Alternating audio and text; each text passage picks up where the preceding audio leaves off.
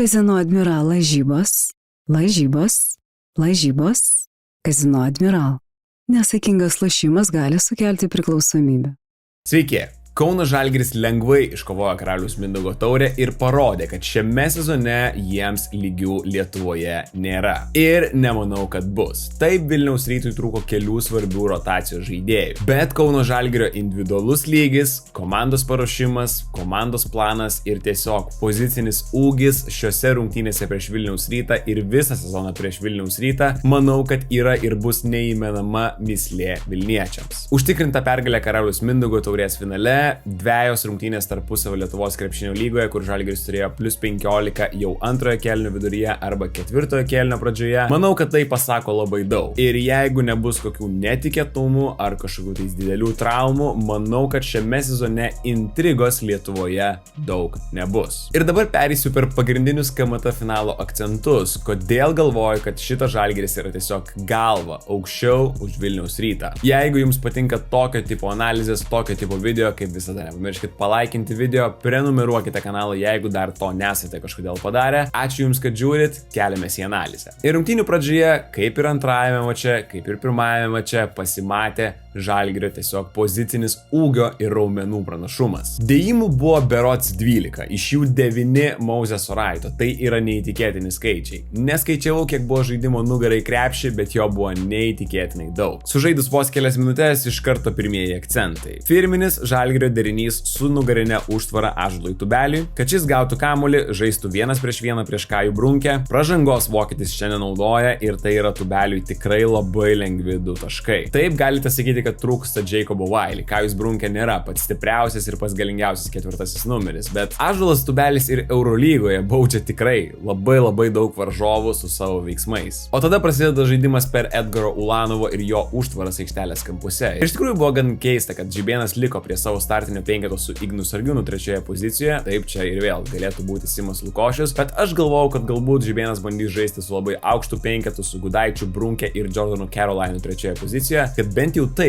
panaikintų Edgaro Ulanovo pranašumą toje vietoje. Tai neatsitiko. Ir čia mes matome Žalgirio derinį, kad išnaudotų Ulanovo tą pranašumo ūgio. Šioje vietoje pick and rollas yra laisvame kampe ir kadangi Rytas nesikeičia, Silvenas Francisko gauna įeiti progą į baudos aikštelę. Ir čia pirmas jo rezultatyvus perdavimas pašokus į orą, pritraukus aukštą ūgį ir labai gerai nuskaičius situaciją. Kiek vėliau šiandien žaidimas nugarai krepšį, bet tiesiog kitoje atakoje labai aukštas 2 prieš 2. Francisko įsibėgėja, jis apeina Jordaną Caroline, pražangos iki bonuso nėra. -4 Vilniaus Ryto ir čia buvo Giedriaus Žibėno pirmoji minutės pertraukėlė atsiliekant vos 4 taškais. Kaip visada, lengva analizuoti jau po visko, bet dabar atrodo, kad galbūt tai buvo šiek tiek per greitai, nes būtent po to šita ankstyva minutės pertraukėlė neleido Žibėnui prašyti taimauto, kai to daug labiau reikėjo antrojo kėlinio viduryje. Kuomet Žalgiris spurtavo 24-1 ir vienintelis dalykas, kuris kažkiek tai pristabdė, nors iš tikrųjų net nelabai pristabdė, bet mes čia grįžtam vėl prie to paties žaidimo nugarai krepšį. Vėl pirmojo ir trečiojo pozicijų žaidėjų 2 prieš 2 aikštelės kampe, norint įtraukti Jeriką Hardingą. Žalgiris nori gauti tą išsikeitimą, bet Rytas nenori to daryti. Bet to pasiekoje Brazdeikis gauna kamuolį kaip aukštaūgis ir verčia 2 taškus vėl iš baudos aikštelės. Galiausiai mes pamatome, kad Ulanovas tiesiog gauna kamuolį žaisti antrojo kėlinio gale prieš Jordaną Caroline 1 prieš 1. Ir kaip ir minėjau, neseniai galvojau, kad Caroline'as, na tai tikrai prieš Ulanovo galėtų atstovėti su savo fizišku tvirtu kūnu, bet čia mes matome, kad Žalgirio kapitonui tai nėra motais, jis vis tiek renka taškus. Tai ar tikrai čia kažkiek Simas Lukošius šioje situacijoje būtų padėjęs? Grįžtame šiek tiek kelias minutės atgal, čia ir vėl tas pats derinys ir vėl Tubeliui nugarinė užtvara. Vėlgi jis prisiema kamuolį čia, labai daug driblingų prireikia, bet vis tiek Kajus Brunke yra įveikiamas, kad ir po kiek driblingų Tubelis įrodo savo pranašumą jėgos. O iškart kitoje atakoje Rytas jau yra pakeitęs Kajų Brunkę, Rytas dabar jau prie Tubelio stato Caroline. Toks yra Žibėno atsakymas, bet ar tai Tubeliui iš tikrųjų rūpi? Neįtikėtiną formą demonstruoja iš Ryto į Žalgirį persikėlęs puolėjas šiame sezone ir čia daugelis jūsų turbūt klausia, na tai kaip Tubelis čia tiek patobulėjo per vieną vasarą? Manau, kad atsakymas yra daug paprastesnis. Jo išnaudojimas Ryte, jo išnaudojimas Žalgiryje skiriasi kaip diena ir naktis. Jei vienoje komandoje Giedrius Žibėnas jį naudojo kaip tiesiog metiką iš kampo dėl to, kad jo sistema yra žaisti per gynėjus ir Tubelis dažnai išvaistydavo tritaškius netaiklius, kadangi varžovai jį ignoruodavo ir leisdavo tai daryti. Nebuvo jam kažkokių derinių žaisti nugarai krepšį ir Tubelis nebuvo tuo patenkintas. Dabar atvykus į Kauną Tomas Masiulis išnaudojo jo stipriąsias savybės. Taip jis patobulėjo, taip jis pagerino savo galbūt pozicijos užsiėmimo dalykus, tapo dar stipresnis, įgavo kažkiek pasitikėjimo po Europos čempionato, bet čia jam suteikiama daug daugiau progų žaidžiant nugarai krepšį ir mes visi matome to rezultatus. Pagerėjo ir metimas. Čia irgi Žygimantas Janavičius kalbėjo, kad nemažai buvo dirbama su Tubeliu. Nebegalima jo palikti galbūt tiek laisvo, nors kai kurios komandos vis dar bando taikyti tą riziką, bet Tubelis priverčia juos už tai sumokėti. Bet jeigu viską reiktų apibendrinti, tai manau, kad ir Tubelio šioks toks progresas, bet dar labiau tai yra Tomo Masiulio išnaudojimas jo stipriųjų pusių padėjo Ąžuolui taip greitai atsiskleisti Kaune. Matėme ir kaip veikia susikeitimai su juo jau pirmame ketvirtyje ir Žalgirio gynyba buvo aukščiausio lygio, koncentracija, fiziškumas nuo pirmųjų akimirkų. Čia Tubelio blokas Speedžiui Smithui, o vėliau kitoje atakoje Tubelis išsikeičia prieš Jordaną Walkerį, priverčia jį nusimesti kamuolį ir pasižiūrėkite, kokia Ulanovo gynyba prieš Sargiūną. Tai buvo eurolyginis Žalgiris, nieko keisto. Tu žaidi vienas rungtynes dėl pirmojo sezono titulo, tu esi susikaupęs. O tuo pačiu Vilniaus Rytui nesisekė stabdyti Žalgirio ne tik žaidimo nugarai krepšį, bet ir Žalgirio 2-2. Ir čia buvo vienas esminis dalykas visose šiose situacijose - Žalgirio išsidėstymas ir kaip Rytas bandė tose situacijose gintis. Niekaip nepavyko to išnarplioti. Matome, kad po to pirminio veiksmo, po Stegerio, Žalgiris žaidžia 2-2 į tą pusę, kurioje vienas yra žmogus. Silpnoje pusėje yra du žmonės ir Rytas nori eiti atmušti besileidinti Žalgirio aukštaūgį nuo baudos metimo linijos. Bet Speedy Smithas čia to normaliai nepadaro iki galo, Birutis leidėsi lengvai ir Sisko sutraukia aukštaūgį ir nusimeta jam kamuolį. Vos po minutės, vėlgi, Gosas po pirmosios užtvaros žaidžia dar vieną ir vėlgi veiksmas yra į vieno žaidėjo pusę. Vėl pasyvi gynyba iš Ryto, Gosas čia protingai labai užsimeta varžovą savo ant nugaros, Mauzesas Raitas dar stato tą Gortato užtvarą ir vėl Žalgirio gynėjai išlaukia, kol Ryto aukštaūgis ateis ant jo ir tuomet nusimeta kamuolius. Galiausiai idealiausias šios gynybos pavyzdys iš trečiojo kėlinio vidurio. Vėl pick and rollas į vieno žmogaus pusę. Silpnoje pusėje Kajus Brunkė atmušinėja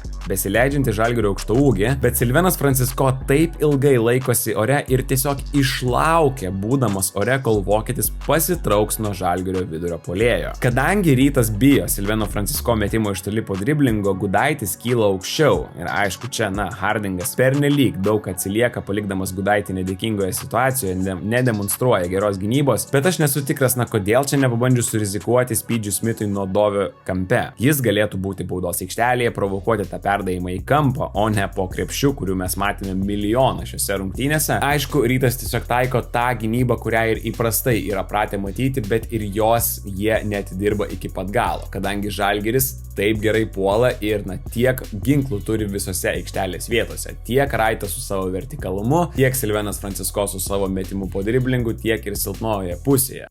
Kazino Admiral lažybos. Nesakingas lošimas gali sukelti priklausomybę. Kitas dalykas. Bandė kažkiek Rytas žaisti tą loteriją su Žalgiriu, bet kai Žalgiris pasijautė gerai, tai krito visiems tie tritaškiai iš visokių įmanomų situacijų. Čia tas pirmos ir trečios pozicijos pick and rollas kampe, kurį jau minėjau su Ulanovu ar su kitu kažkuriu Žalgirio trečios pozicijos žaidėjų, nieko nesukuria. Bet jeigu tu eini under prieš Gosą, jis bandys tave atakuoti greičiu ir čia vėl yra atakuojama Hardingo gynyba. Gosas tiesiog įveikia jį greičiu, eina į dešinę, per lengvas metimas, Žibėnas iš karto tą akcentuoja minutės pertraukėlėje. Ir tai yra dar viena priežastis, kodėl aš nelabai tikiu Ryto potencialu šiame sezone, nors kažką padaryti prieš Žalgirį. Tiek Walkeris, tiek Hardingas yra labai atakuojami žaidėjai aikštelėje, ko ne kiekvienoje atakoje tu turi taikinį. Ir bent vienas iš jų visada yra aikštelėje, kadangi kitu atveju, kas Ryto komandoje rinks taškus. Žemas, smulkus, prastai besiginantis žaidėjas visuomet bus Žalgirio taikinys ir šiame sezone su savo dydžiu, su savo fiziškumu, jie yra puikiai subalansuoti išnaudoti šias Ryto silpnybės. Matome, kad po kelių minučių antrame kėlinyje net ir prieš Silveną Francisko Hardingas eina 2 kartus per apačią. Ir čia, kai Sisko jaučiasi taip gerai, tai nieko keisto, kad tas metimas yra taiklus. Ir galiausiai prieiname prie tų kelių greitų atakų iš eilės, prie to 24-1 spurto, kuomet Giedrius Žibėnas nebeturėjo individualias pertraukėlės, turėjo laukti komercinės pertraukėlės ir nebegalėjo sustabdyti savo komandos, kuri buvo absoliučiai pakrikusi. Matome ir vėl, viskas prasideda nuo Žalgirio gynybos. Walkeris prieš Dovį Giedraitį nepelno taškų. Ir čia Moses Straitas tiesiog sprintuoja greičiau negu Gudaitis. Nelabai suprantu, kam Artūrui čia reikėjo bandyti atkirsti nuo kamuolio Dovį Giedraitį, kai Moses yra jau per 5 metrus priekyje. Niekas nestabdo kamuolio, puikus perdavimas ir Moses smaginasi. Kitoje atakoje pamatome silpnos rankos gynybą prieš Hardingą. Eidamas į dešinę jis prameta, čia kaip ir nėra pranašumo, bet Ule paskutiniu metu padaro kelis gerus žingsnius, sukuria tą pranašumą, Sisko vėl šoka į orą ir vėl sprendžia situaciją būdamas ore. Kiek kartų esate girdėję, trenerius sakant mokykloje, kad nešokite į orą, jeigu nežinote, kam atiduoti kamuolio. Tai ši taisyklė galioja ne visiems. Tyrysas Haliburtonas jums pasakytų kitaip, Silvenas Francisco jums pasakytų kitaip, bet, turi būti neeilinio lygio talentas, kad gebėtum tokius perdavimus atlikti. Kiek prancūzas tokių perdavimų išskirstė šiame mače, man net buvo sunku suskaičiuoti, bet šoka į orą, tuomet galvoja, tuomet vertina situaciją. Buvo net tas vienas perdavimas, kuris pagalvojo duoti kamuolį į kampą ant 45 ir galiausiai siuntė perdavimą į baudos aikštelę. Fantastika. Fantastika. Galiausiai pasižiūrėkite, kokia Žalgirio gynyba finale, kai jie išnaudoja visą savo potencialą, visą savo jėgą. Iš pradžių Walkeris nesukuria jokio pranašumo įėjęs į baudos aikštelę prieš pasyvią gynybą. Rytas yra pakrikęs, išmušamas kamuolys Sargiūnai, dar viena greita ataka po to, o čia ir vėl. Hardingas užsižaidžia su kamuoliu, galiausiai yra forsuojamas į dešinę ir vėl. Tai yra geri dalykai Žalgiriui. Matome, kad Rytas kaip pakrinka, atsiranda labai daug pavienių tokių veiksmų, kurie dažniausiai nelydi prie nieko gero. Judėjimo nedaug, visi žiūri į vieną žaidėją, ar tai bebūtų Walkeris, ar tai bebūtų Hardingas, ir tai Žalgirį tempia į greitą įpuolimą. Na ir žinoma, kaip tiesiog be individualaus talento, šiame Žalgiryje jo yra va tiek. Silvenas Francisco, Maodolo, kurio net nelabai daug reikėjo šiose rungtynėse. Moses Straitas, jo vertikalumas, ką duoda Žalgiriui. Bet visų pirma, viskas prasideda nuo Žalgirio įžaidėjo. Čia Francisco prieš jaunąjį Igną Urboną, ir Urbonas yra tiesiog apeinamas kaip per stovelį. Koks pirmasis žingsnis, tai yra tiesiog neįtikėtina, koks hesitation veiksmas ir vėliau koks išsilaikymas ore. Transliacijos metu tiesiog atėjo tos palyginimas su Michaelu Jordanu 96 Bullsuose, kai pamačiau tiesiog kaip Francisco laikosi ore, kaip grakščiai viską daro. Ir grįžus namo, pažiūrėjus tą epizodą dar kartą, supratau, kad tai tikrai nebuvo labai jau blogas palyginimas. Europoje šiame sezone, Francisco atrodo tiesiog nerealiai. Ta jis įrodo dar kartą ir 4-ame kėlinyje. Sisko prieš Hardingą vienu judesiu yra susikuriama geri 3 metrai erdvės ir tai yra tiesiog per lengva prancūzui. Vėliau į vakarėlį prisijungia ir Maodolo. Po atkovoto kamuolio puolime Žalgiris žaidžia ispaniškai pick and rollą. Vokiečio firminis veiksmas, tas sustojimas su kojyte, Gyčiui Masiuliui čia nėra jokių šansų. Ir galiausiai, kalbant tiesiog apie individualų talentą, 3-ojo kėlinio viduryje ilga Žalgirio ataka, Ryto išsikeitimas ir čia po jo Sisko lieka 3 sekundės kažką sukurti iš absoliučiai nieko. Ir žinoma, kad Sisko pataiko šitą neįtikėtiną metimą, Žalgiris skraido, Žalgiris laimi, bet aš dar norėčiau jums parodyti vieną gynybinę ataką, kuri puikiai parodo, kaip šitas Žalgiris gali gintis, kai tikrai labai nori, kai viską lemia, kai jie yra koncentruoti. Pasižiūrėkit patys. Rytas šioje atakoje nieko negali padaryti. Giedraitis išstumia Jelly Walkerį, kuris nori statyti čia užtvarą. Po to prie pick and rollo nėra nieko. Tuomet po kelių sekundžių Walkeris jau rodo, kad norėtų, kad kažkas ateitų pastatyti tą netikrą slip užtvarą, bet pažiūrėkit, kiek Ule duoda kontakto kylančiam brunkiai link tos statymo užtvaros. Čia yra aukščiausio lygio Žalgirio koncentracija ir fiziškumas. Tuomet dar yra įvykdomas vėlyvas išsikeitimas atakos laikui einant į pabaigą ir Speedy meta čia super sunku metimą prieš Dovį, neapėjus varžovų ir nesusikūrus panašumo. Ir kas dažniausiai būna po tokios geros gynybos, taip puolime yra kažkokie poziciniai neatitikimai. Ir čia vėl. Žalgiris tokių prieš Rytą šiame sezone turi N+K.